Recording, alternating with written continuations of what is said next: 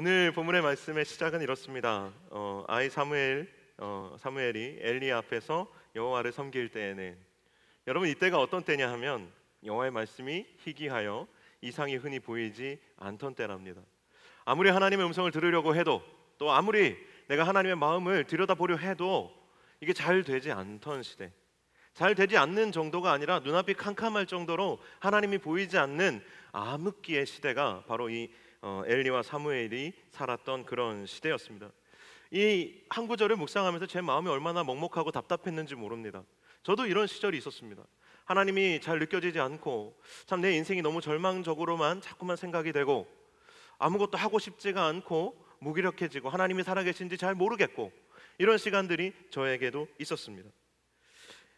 하나님의 말씀이 희귀한 시대가 있었고, 오늘날도 그 과거 엘리의 시대와 만만치 않게 오늘날에도 수없이 많은 설교들이 있지만, 우리 개인에게 그리고 이 시대와 사회 속에는 너무나도 진짜 나에게 주시는 하나님의 영감이 무엇인지 분별하기 어려운 시대를 우리는 살아가고 있다고 고백할 수밖에 없는 것 같습니다.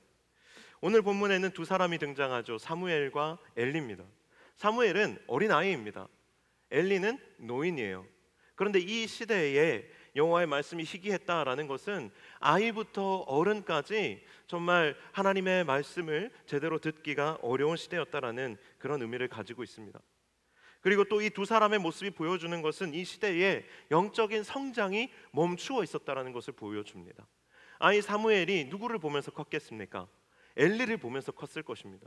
그러나 엘리는 대제사장임에도 불구하고 하나님과 친밀함보다는 그저 형식적인 제사를 드리고 하나님의 음성이나 하나님의 마음은 제대로 전달하지 못하는 그런 사람이었거든요. 그래서 그는 나이는 많았으나 영적으로는 어린아이와 다를 바가 없는 그런 사람으로서 늙어가고 있었습니다. 나이는 들지만 영적인 성장은 이루어지지 않던 시대, 사람으로서 늙어는 가지만 영적인 성숙함은 찾아볼 수 없는 시대가 바로 오늘 이 사무엘과 엘리가 살고 있었던 바로 이 시대였습니다. 이 시대에 진정 성숙한 사람, 영적으로 누군가를 끌어줄 수 있는 장성한 분량에 이른 영적인 어른을 찾아볼 수 없는 시대를 묵상하면서 얼마나 마음이 아팠는지 모릅니다. 그런데 오늘 이 본문을 묵상하면서 2절에 들어가면서 바로 저에게 하나님께서 소망을 주시는 구절이 있었습니다. 3절이네요. 하나님의 등불은 아직 꺼지지 아니하였으며. 이렇게 어두워져 가는 시대였음에도 불구하고 오늘 사무엘상 3장 3절의 말씀은 그럼에도 불구하고 이 시대에 하나님의 등불은 꺼지지 않았다라고 말하고 있습니다. 여러분, 하나님은 어떤 분이십니까? 꺼져가는 등불이 있으면 꺼버리는 분이십니까? 상한 갈대가 있으면 꺾어버리는 분이세요? 지나가다가 그냥 예쁜 꽃이 있으면 그냥 확 꺾어버리는 분이세요? 아니시죠? 하나님은 꺼져가는 등불을 끄지 않으시고 또 상한 갈대를 꺾지 않으시는 분이십니다. 이렇게 어두운 시대에 하나님을 찾는 일을 찾아보기 어려운 시대에도 하나님은 그 하나님의 임재를 상징하는 그 등불을 끄지 않으셨다라는 겁니다. 우리가 지금 살아가는 우리의 시대는 어떻습니까? 엘리라는 대제사장은 나이는 들었지만 오히려 더욱 눈은 어두워지고 하나님의 부르심을 듣지 못하는 영적인 아이의 상태로 나이만 들어버렸습니다. 그럼 우리는 어떻습니까?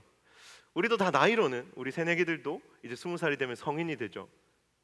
나이로는 이제 성년이 되었지만 영적으로는 우리가 정말 어른이 되었다라고 우리가 과연 할 수 있겠습니까?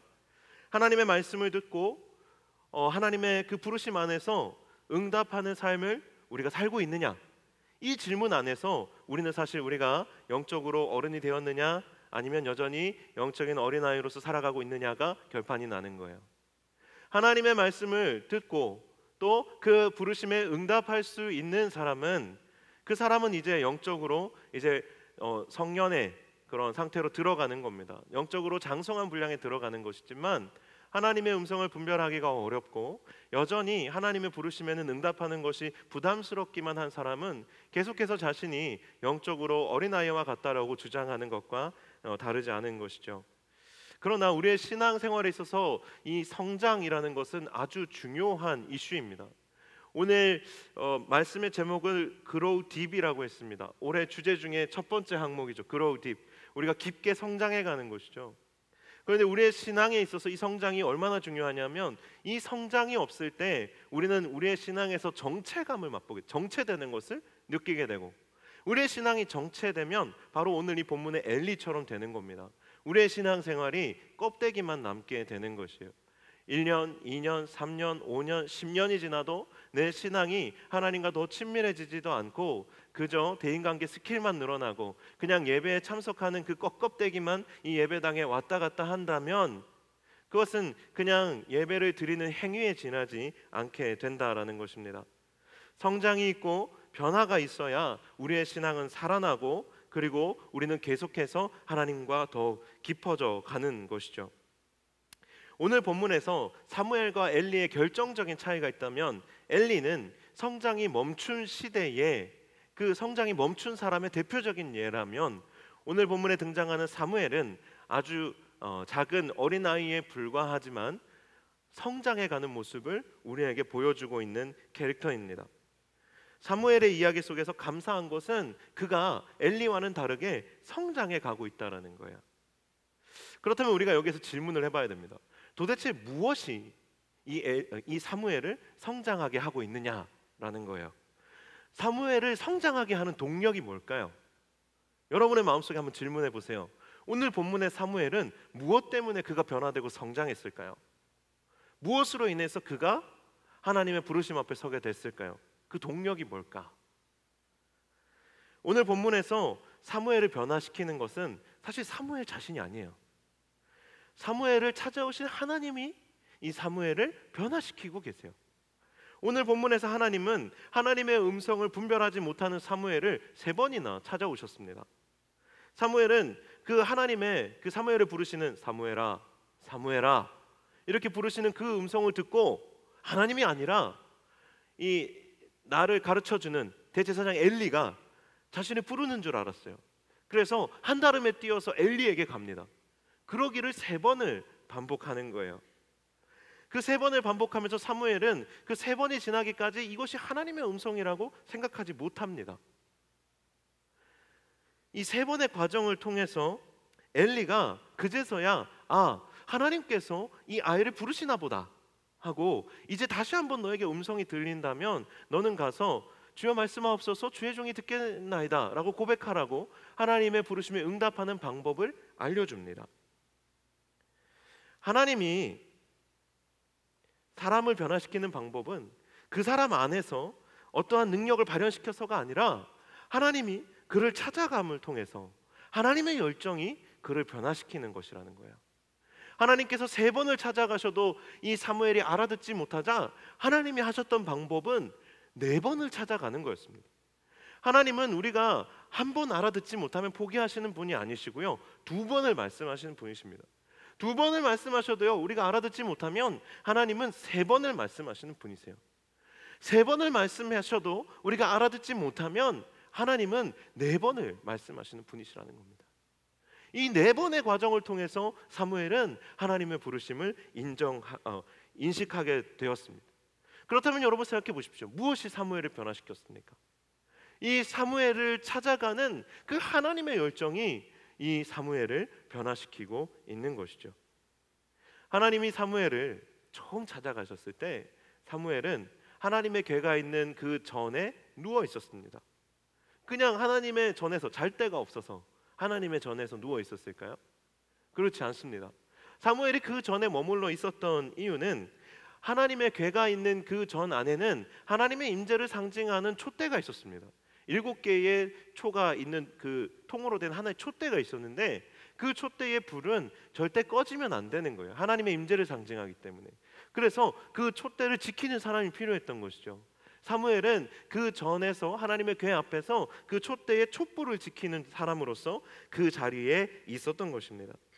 엘리가 자기 처소에 들어가 잠을 청하고 있을 때에 사무엘은 하나님의 궤 앞에서 그 하나님의 임재를 상징하는 이 등불을 지키고 있었습니다.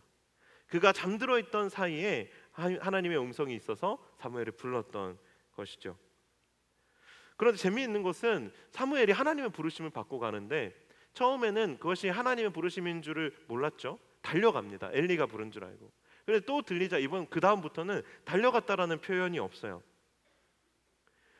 근데 이 말씀을 계속해서 우리가 깊이 들여다보기 시작하면 참 재미있는 부분이 발견이 됩니다. 뭐냐면 세 번째 이 사무엘이 왔다 갔다 하면서 이것이 이제 하나님이 나에게 하시는 말씀이라는 것을 이제 조금 깨닫게 되었습니다.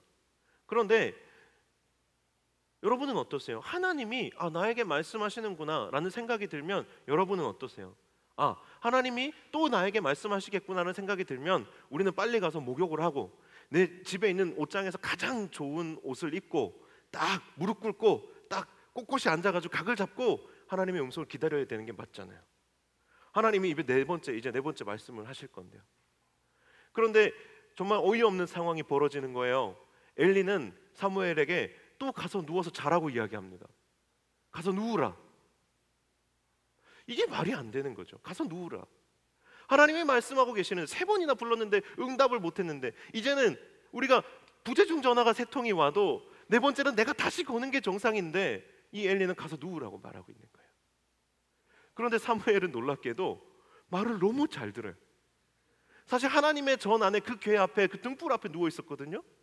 그런데 오늘 본문의 말씀을 찾아보면 사무엘이 자기의 처소에 누웠다라고 돼 있어요. 3장 9절 말씀 끝에 보면 자기의 처소에 가서 눕습니다.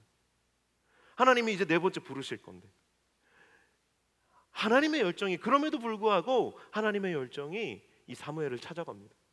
사무엘이 처소에 누워 있는데 그 머릿맡에 하나님이 서서 말씀하십니다. 이제는 하나님이 그 머릿맡에 서서 말씀하십니다. 사무엘아, 사무엘아. 내가 자고 있는데 집에서 침대에서 자고 있는데 용균아, 용균아, 제발 좀 내 음성을 들어다오. 하나님이 내 처소에 직접 찾아오셔서 말씀하시는 거죠. 사무엘이 어떻게 변화되었습니까?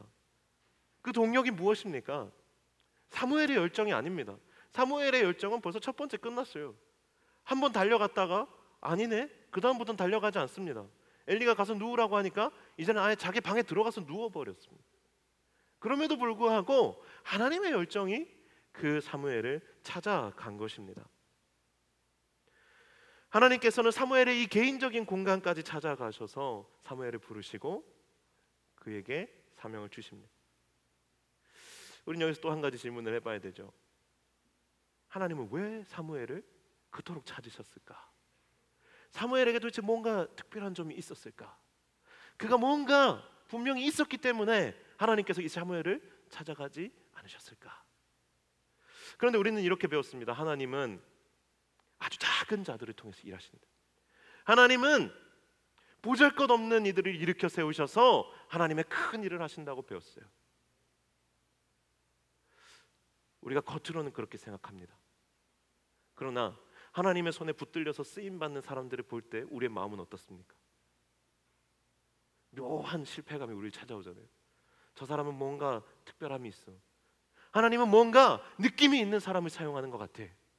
하나님은 뭔가 처음부터 정말 뭔가 가지고 있는 사람을 사용하는 것 같아. 뭔가 영적인 천재들을 사용하시는 것 같아. 우리는 그렇게 생각하잖아요. 묘한 비교의식 속에서 열등감을 느끼지 않습니까? 이러한 생각이 자꾸만 사무엘을 특별하게 보게 합니다. 사무엘을 자꾸 특별하게 보게 하는 거예요. 오늘 본문에도 보면 사무엘이 대단해 보이잖아요. 밤이 깊었는데 어디 가지도 않고 하나님의 궤가 있는 전에 엎드려서 집에 안 가고 있는 거예요.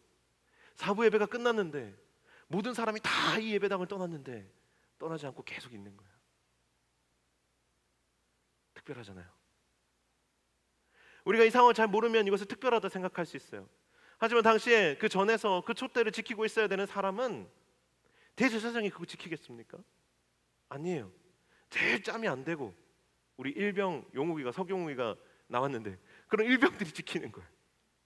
허드렛 일 하는 사람들이 지키는 겁니다. 성전에서 가장 보잘것없는 사람이 하는 일이 그 촛대에 불 꺼지지 않도록 지키는 겁니다.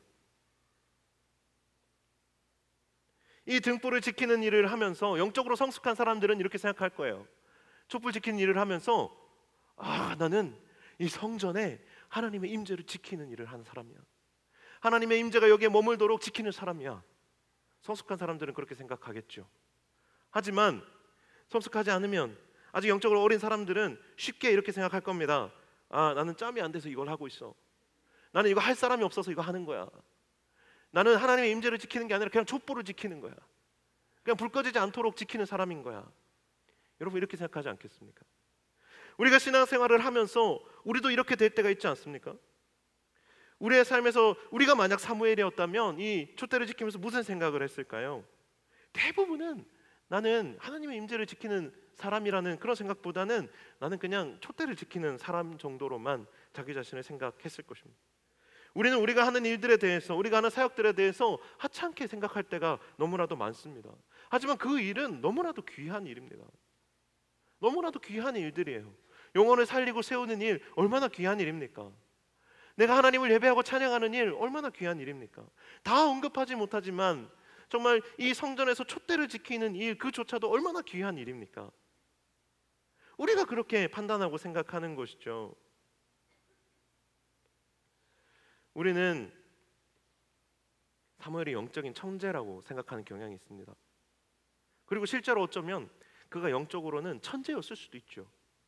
하지만 여러분, 사무엘이 아무리 영적으로 천재라 할지라도 기도만 하면 하나님의 음성이 들리고 뭔가 어릴 때부터 하나님과 친밀함이 막 그 아우라가 느껴지는, 막 사무엘을 만나면 하나님을 만난 것 같은 그런 느낌을 주는 사람이었을 수 있죠. 하지만 그럼에도 불구하고 하나님께서 그를 찾아오시지 않았다면 그는 어떻게 됐을까요? 하나님이 사무엘을 찾아가시지 않았다면 사무엘 본인이 아무리 영적인 천재라 할지라도, 눈만 감으면 회개가 나오고 눈물이 뚝뚝 떨어지면서 거듭남을 경험하는 그런 사람이라 할지라도 하나님이 사무엘을 찾지 않으셨다면 그는 아무것도 아닌 거예요. 그는 그저 엘리처럼 늙어갈 수밖에 없는, 종교적인 삶을 살다가 늙어 죽을 수밖에 없는 그저 한 사람이었을 뿐일 것이라는 겁니다. 사무엘 또한 하나님의 부르심이 있었기 때문에 그는 변화와 성장을 경험했습니다. 그를 찾아오시는 하나님의 열정이 있었기 때문에 그가 변화를 경험할 수 있었던 것입니다. 이런 하나님의 열정은 도대체 무엇을 위한 것입니까? 먼저는 바로 우리 자신을 위한 것입니다. 바로 나를 위한 것이라는 거예요. 하나님의 그 열정은 바로 여기에 앉아있는 여러분 그 한 사람을 위한 열정이었다는 겁니다. 사무엘을 찾아오시는 하나님의 열정은 그 한 사람을 뜨겁게 사랑하시는 하나님의 열정이었다라는 거예요. 하나님은 지금도 우리 한 사람 한 사람을 향해서 열정을 가지고 찾아오시는 분이십니다. 그거 왠지 아세요? 하나님이 왜 우리를 열정을 갖고 찾아오셔야 됩니까?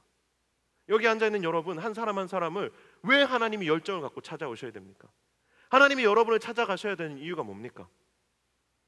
묵상하다가요 이게 깨달아지더라고요. 나는 나를 사랑하지 못해요. 나는 나를 사랑할 수 없기 때문에 하나님이 열정을 가지고 나를 찾아와 주시지 않으면 내 안에 회복이 일어나지 않기 때문이에요. 하나님이 나를 열정을 가지고 찾아와 주시지 않으면, 그 사랑을 증명해 주시지 않으면 나는 나로서 회복될 수 없기 때문에 하나님이 나를 찾아오신다는 것을 깨닫게 됐어요. 우리는 우리 스스로를 사실은 잘 사랑하지 못하는 사람이에요. 어제 우리 리더들과 같이 팀 모임을 하다가 한 리더가 이런 이야기를 했어요. 지체들이 기도 제목을 내는데 이런 기도 제목을 낸다는 거예요. 늦잠 자지 않게 해주세요. 요즘 방학 기간이잖아요. 늦잠 자지 않게 해주세요라는 기도 제목을 낸다는 거예요. 근데 제가 이런 기도 제목을 실제로 리더들이 내는 셀 보고서를 보면 정말 많이 봐요. 그리고 지금까지 사역하면서 수많은 지체들을 만나면서 이런 자기 개발서에나 나올 법한 그런 기도의 제목을 내는 사람들을 수도 없이 만나봤어요. 그런 사람들을 만날 때마다 제 마음에 들었던 생각은 그건 네가 기도해야 될 문제가 아니라 네가 노력해야 될 문제야! 라고 이야기를 하고 싶더라고요. 그런데 이 리더가 놀라운 얘기를 하는 거예요. 깜짝 놀랐어요. 이 친구들이 그런 이야기를 하면서 자기 자신이 얼마나 싫었을까. 나도 옛날에 이 얘기를 하더라고요. 나도 옛날에 내가 무기력했을 때 아침에 일찍 일어나서 성실하게 살지 못하는 내 모습 때문에 내가 얼마나 힘들었는지, 그리고 그것 때문에 내가 내 자신을 얼마나 사랑할 수 없었는지를 자기가 기억하고 있더라고요. 그리고 이 지체들이 그런 기도 제목을 낼 때, 하나님 예배 지각하지 않게 해주세요라는 기도 제목을 낼 때 그 예배에 지각하는 내 자신이 얼마나 싫은지를 이 리더가 알고 있더라고요. 그래서 그런 기도 제목을 받지만 그 영혼이 스스로를 사랑하는 것을 포기하지 않을 수 있도록, 자기 자신을 건강하게 사랑함으로 이 고비를 넘길 수 있도록 기도하고 싶은 마음이 생기더라는 거예요. 와, 이 고백을 들으면서 우리 동강교회 승리공동체 우리 리더들이 진짜 대단하다. 이야, 진짜 목사보다 낫다. 이런 생각하게 되더라고요. 우리는 우리의 작은 연약함으로 그거 하나만으로도 우리 자신이 싫어진단 말이에요. 우리 자신에 대한 사랑을 포기한단 말이죠. 우리를 건강하게 회복시킬 수 있는. 그런데 하나님은 우리가 구제불능이라고 할지라도 한 번을 가서 안 되면 두 번을 찾아오시고, 두 번을 찾아와서 안 되면 세 번을 찾아오시고, 네 번, 다섯 번, 10번, 100번이라도 우리를 찾아오시는 그 열정을 가지고 우리를 반드시 회복시키신다는 거예요.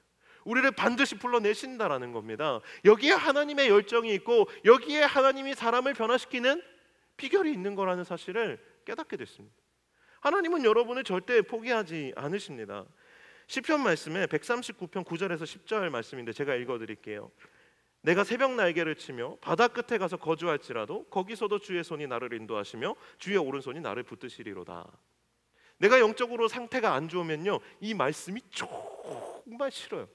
왜냐하면 나는 정말 숨고 싶고 도망가고 싶은데 하나님이 세상 끝까지 나를 쫓아오신다잖아. 내가 아무리 막 진짜 막 구석에 처박혀도 하나님은 거기까지 나를 따라오신다잖아. 얼마나 귀찮아요. 나는 좀 상태가 좀 안 좋은 상태로 좀 있고 싶은데. 이 새벽 날개라는 뜻이 뭐냐면 아침에 해가 이렇게 동이 터서 이렇게 솟아오를 때 빛이 순간적으로 확 그 어둠을 몰아내면서 바다 끝에서 끝까지 이렇게 확 퍼지는 그 장면이에요.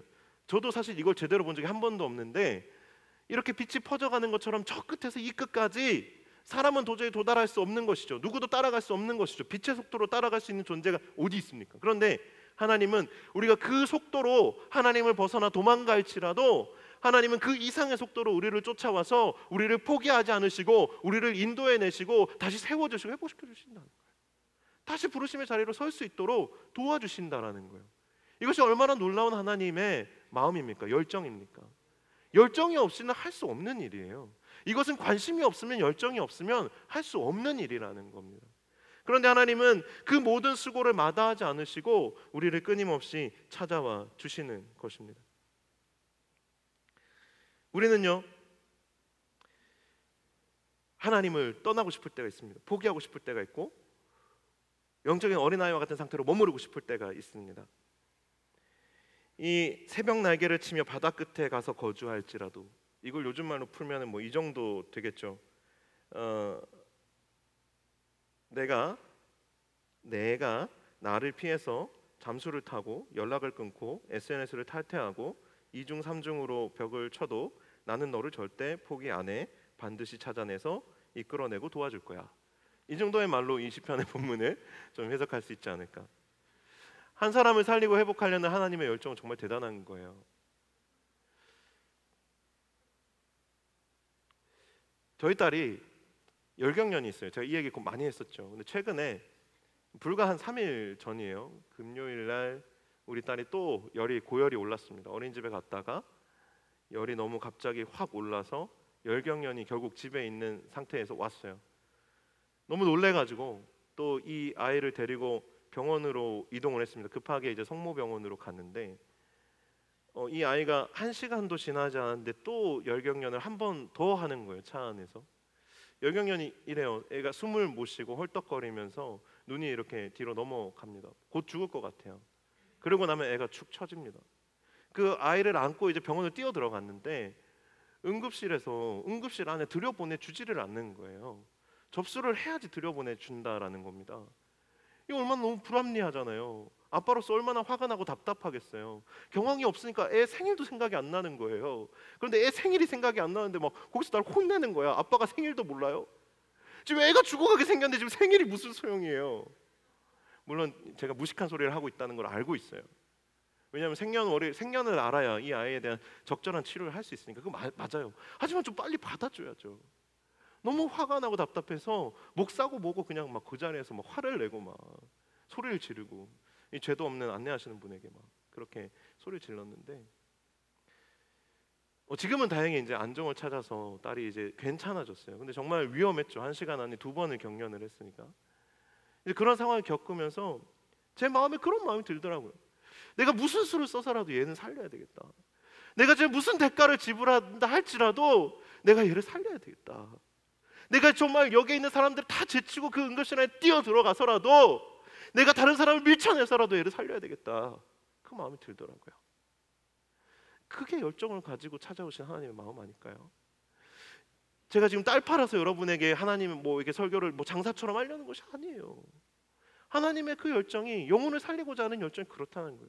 여러분을 변화시켜 내고자 하는 열정이 그 이상의 열정이라는 겁니다.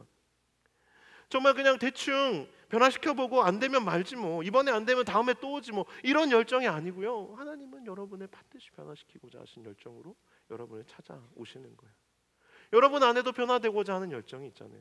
그럼에도 불구하고 내 힘으로 안 되는 부분들이 있잖아요. 내가 성실하게 조금씩 단계를 밟아서 성장해 가지만 더 이상 내 성장이 이루어지지 않는 임계점이 오잖아요. 그때 어떻게 여러분 성장하시겠어요? 그때 어떻게 변화되시겠어요? 하나님이 아니면 변화될 수 없는 지점이 있단 말이에요. 하나님이 찾아오셔야지만 변화되는 시점이 있단 말이에요. 그 시점을 기다리고 그때 간절히 하나님을 의지하는 거예요. 그 하나님을 경험하는 겁니다. 그러면 우리 안에 폭발적인 성장이 일어나죠. 저도요, 인생을 살아오면서 몇 년에 한 번씩은 정말 그렇게 하나님이 나를 변화시키는 것들을 경험합니다. 하지만 우리가 완전히 하나님께 관심을 두지 않고 하나님과 등 돌리고 산다면 우리가 모른 척 지나갈 수도 있겠죠. 하지만 하나님은 우리를 포기하시지 않으시고 끝까지 우리를 찾아오시는 분이시라는 겁니다. 하나님의 열정은요, 하지만 그럼에도 불구하고 우리 한 사람만을 위한 것은 아닙니다. 하나님께서는 거룩한 영향력을 통해서 민족 전체에 영향을 미치십니다. 한 영혼을 변화시킴을 통해서 그 한 영혼의 변화로 끝나는 것이 아니라 그 변화가 연쇄적으로 일어날 것을 기대하시는 분이시라는 거예요. 우리 한 영혼을 구원하시는 것은 우리 한 영혼을 정말 사랑하시기 때문에 우리를 위하여 우리에게 열정을 가지고 다가오시지만 그것으로 끝나는 것이 아니라 우리의 변화가 연쇄적인 변화의 그런 폭발력 있는 영향력으로 이 땅 가운데 흘러가기를 원하신다라는 겁니다. 오늘 이토록 열심히 사무엘을 하나님께서 찾아가신 그 열매로 사무엘은 온 이스라엘을 구원하는 사사가 됩니다. 이스라엘 백성들이 블레셋이라는 자기들과는 상대도 안 되는 강력한 군대, 철기 문화를 가지고 있는 그 군대를 대적해서 이길 수 있었던 것은 바로 이 사무엘의 이 변화로 말미암은 것이었어요. 사무엘이 그 어두운 시대에 하나님의 사사로서 분연히 일어나 이 온 민족을 회개시키고 하나님 앞에 믿음을 가지고 싸웠을 때에 블레셋 군대를 물리칠 수 있었던 거거든요. 그런 말미암아 이스라엘 백성들이 큰 구원을 경험하게 됩니다. 오늘 우리는 이 이야기를 들었을 때 뭐 내가 뭐 이 나라를 뭐 얼마나 구원할 수 있겠어, 뭐 나 하나 건사하면 다행이지, 이런 말을 할 수 있지만 하나님께서는 우리 안에 그러한 기대와 소망을 가지고 계신다니까요. 하나님께서는 우리를 찾아오시고 우리에게 열정을 쏟아부으실 때 우리 안에 그러한 놀라운 가능성들과 영향력이 있다라는 것을 하나님은 알고 계신다니까요. 하나님은 기대하신다니까요.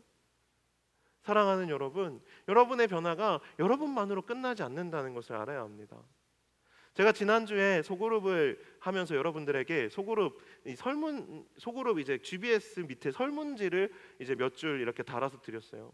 근데 제가 그 설문의 결과를 받아서 정리를 해서 보면서 얼마나 감동을 받았는지 몰라요. 저는 우리 소그룹이 얼마나 힘이 있는지, 우리의 소그룹이 얼마나 우리 자신에게 도움이 되는지 사실 퀘스천을 가지고 있었어요. 그런데 이 설문의 결과를 보면서 정말 많이 감동도 받고 도전을 받았는데, 뭐냐면 내 신앙이 어려울 때 누구에게 도움을 받습니까? 누구에게 주로 도움을 받습니까? 이렇게 했을 때 공동체의 친구들, 공동체의 선배들이 가족들보다 더 많이 나오더라고요. 내 가장 가까이 있는 피부치보다도 더 힘이 되는 존재가 공동체라는 거예요. 그리고 내 신앙의 성장에 가장 도움이 됐던 것이 무엇입니까? 라는 질문에 예배가 제일 높게 나왔는데 그것과 한 표 차이로 소그룹이 있더라고요. 소그룹을 통해서 영적인 성장을 맛본다는 거예요. 그게 뭐겠어요? 그 소그룹에 전부 다 영적으로 어린아이와 같은 사람들만 있다면 거기에서 어떻게 도움을 받을 수 있겠습니까? 그 소그룹 안에 영적인 아비로스 역할을 할 수 있는 사람들이 있고 거룩한 영향력들을 내가 만난 하나님을 나누어 줄 수 있는 사람들이 있기 때문에 그 소그룹 안에서 성장이 일어나는 것 아니겠습니까? 그 일들이 일어나고 있더라고요. 우리 안에 하나님의 거룩한 영향력들이, 하나님의 열정을 경험한 한 사람으로 인하여서 우리의 소그룹들이, 우리의 공동체가 성장해 가고 있더라니까요. 저는 2018년 한 해에 이 공동체 안에 폭발적인 성장을 기대합니다. Grow deep, grow small, grow big, 이 세 가지 성장을 저는 정말로 기대합니다. 정말로 영혼이 살아나고 회복되고 성장하는 것을 보게 될 것을 기대합니다. 그 근거는요, 우리의 어떤 탁월함이 아니에요. 저는 아무것도 없죠. 사실 볼품 없는 사람인데 하나님의 열정이 우리를 변화시킬 것이기 때문에 그렇습니다.